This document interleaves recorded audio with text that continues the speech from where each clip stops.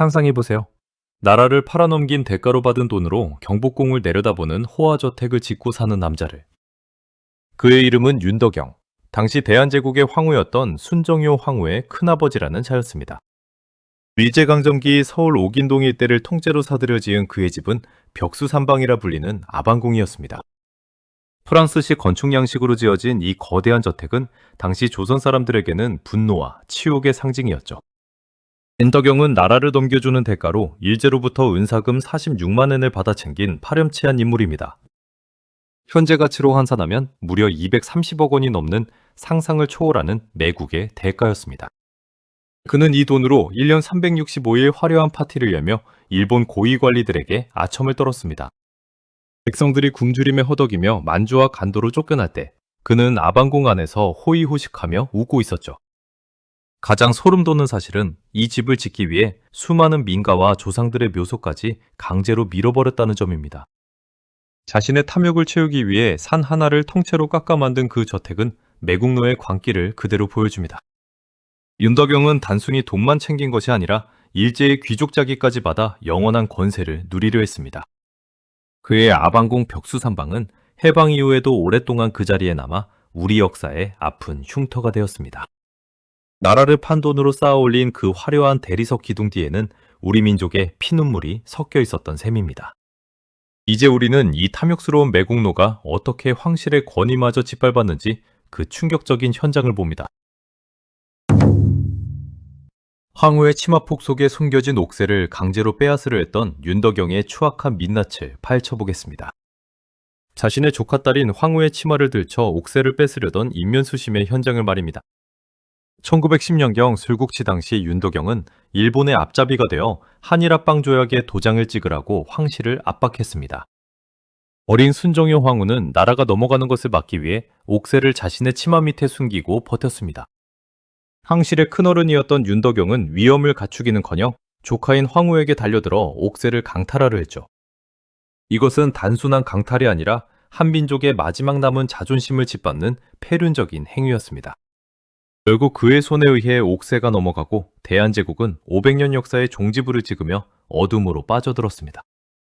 윤덕영은 나라가 망하는 그 순간에도 자신의 공로를 인정받기 위해 일본 관리들에게 머리를 조아렸습니다. 그는 합방 이후에도 중추원 고문이라는 요직을 맡아 일제의 식민 통치에 적극적으로 부역했습니다. 독립운동가들이 차가운 감옥에서 고문을 견딜 때 그는 일본 국왕에게 충성을 맹세하며 훈장을 수집했습니다. 심지어 고종 황제가 승하했을 때도 슬퍼하기는커녕 일본식 장례 절차를 강요하며 황실을 모독했죠. 가장 신박하면서도 소름 끼치는 사실은 그가 자신의 집 근처에 일본 신사를 참배하는 길까지 닦았다는 점입니다. 자신의 부귀영화를 위해 나라와 가족 그리고 민족의 혼까지 팔아넘긴 최악의 악재에 침입하였습니다. 우리는 교과서에서 을사오정만을 기억하지만 윤덕영은 그들보다 더 지독하게 우리를 괴롭힌 자였습니다. 이토록 추악한 자가 경복궁을 내려다보며 살았던 역사는 지금 우리에게 뼈아픈 교훈을 던져줍니다.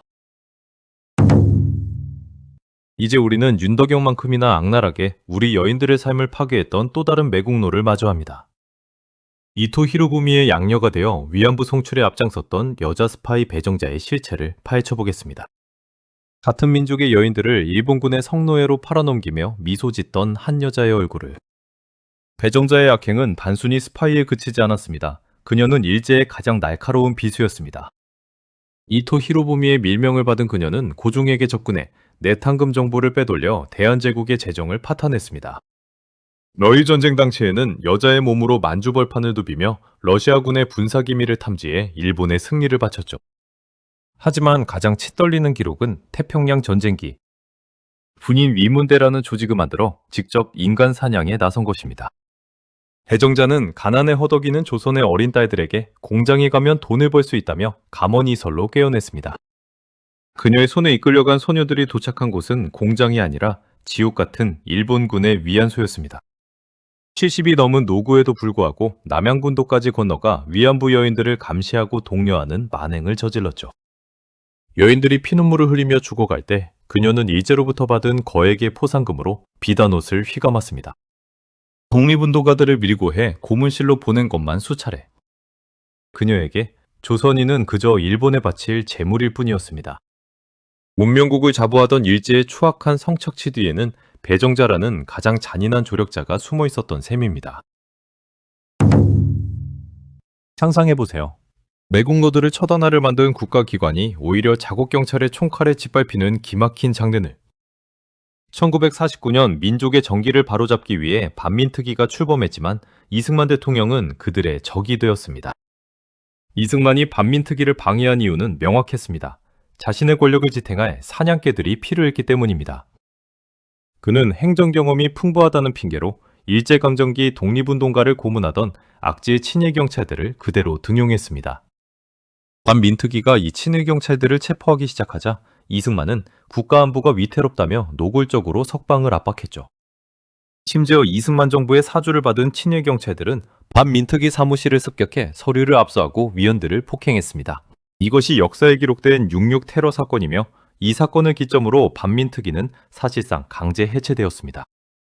대통령이 앞장서서 매국노들의 방패가 되어준 덕분에 배정자 같은 악질 친일파들은 처벌을 피하고 풀려났습니다. 민족의 죄인을 단죄할 유일한 기회를 놓친 결과 친일 세력은 대한민국 주류 권력의 핵심으로 살아남게 되었습니다. 이승만의 권력욕이 만든 이 거대한 비극은 오늘날까지도 우리 사회의 정의를 가로막는 단단한 바위가 되었습니다. 독립운동가의 후손은 폐지를 줍고 매국노의 후손은 수천억 대 땅 주인으로 사는 현실을. 이것은 상상이 아니라 지금 이 순간 대한민국에서 벌어지고 있는 참담한 실화입니다. 친일파 후손들은 조상이 나라를 팔아챙긴 땅을 되찾겠다며 국가를 상대로 수백 건의 소송을 제기해왔습니다. 그들은 부모의 매국 행위로 축적한 부를 기반으로 사회 고위층이 되어 여전히 막강한 권력을 행사하고 있죠. 최근 친일파 이완용과 윤덕영 등의 재산을 환수하기 위한 법안들이 상정되고 조사위가 활동하고 있지만 현실은 녹록치 않습니다. 이미 제3자에게 팔아치운 재산은 환수가 어렵다는 법의 허점을 이용해 그들은 교묘하게 재산을 빼돌리고 있습니다. 하지만 우리는 포기할 수 없습니다. 친일파 재산 환수법은 단순히 돈을 뺏는 것이 아니라 역사의 정의를 세우는 일입니다. 매국노의 재산은 단 1원이라도 우리 민족의 고열이며 반드시 국가의 품으로 돌아와야 할 작물입니다. 우리가 이 진실에 분노하고 목소리를 높일 때 비로소 법과 제도는 매국노의 후손들을 압박할 수 있습니다. 정의로운 나라란 잘못을 저지른 자의 후손이 부끄러움을 알고 희생한 자의 후손이 대접받는 나라입니다. 이 신박한 호기심이 던지는 마지막 질문은 이겁니다. 당신은 이 불공평한 역사를 이대로 지켜만 보시겠습니까? 우리가 잊지 않고 감시하는 한 매국노들이 쌓아올린 부정한 성벽은 반드시 무너져 내릴 것입니다. 차가운 감옥 바닥에서 조국의 독립을 꿈꾸며 미소 짓던 무명 독립운동가들의 마지막 밤을, 그분들이 그토록 지키고 싶었던 내일은 매국노들이 떵떵거리는 세상이 아니라 바로 우리가 사는 오늘이었습니다. 비록 우리가 물려받은 역사의 한 페이지는 친일파들의 아방궁과 배신으로 얼룩져 있을지도 모릅니다. 하지만 그 어두운 얼룩조차 가리지 못한 것은 이름 없이 쓰러져간 수많은 영웅의 뜨거운 피였습니다. 친일 후손들이 부정한 부를 누리며 역사를 비웃을 때 우리는 더 당당하게 그들의 이름을 기억해야 합니다. 그것이 바로 현대판 단죄이며 우리가 조상들의 억울함을 달래드릴 수 있는 가장 아름다운 복수이기 때문입니다. 이제 우리는 분노를 넘어 우리 안에 잠든 독립운동가들의 기계를 깨워야 할 때입니다. 약자를 돌보고 불의에 침묵하지 않으며 대한민국이라는 이름의 가치를 스스로 높여가는 삶 말입니다. 우리가 올바른 역사의식을 갖고 친일전제 청산의 목소리를 높일 때 매국노들의 부정한 성벽은 비로소 무너집니다. 돈보다 귀한 것은 사람의 존엄이며 권력보다 강한 것은 진실을 기억하는 시민들의 힘이라는 것을 보여줘야 합니다. 여러분의 자녀에게 윤덕영의 화려한 집이 아니라 안중근의 짧은 손가락과 유관순의 굳건한 눈빛을 가르쳐주세요. 그 기억이 모여 다시는 이 땅에 나라를 파는 자들이 발붙이지 못하는 정의로운 나라를 만들 것입니다. 우리가 발딛고 서 있는 이 땅은 매국노들의 작물이 아니라 순국 선열들이 목숨 바쳐 되찾아준 소중한 유산입니다. 이제 우리는 그분들의 희생 위에 더 크고 찬란한 역사를 써내려가야 할 의무가 있습니다.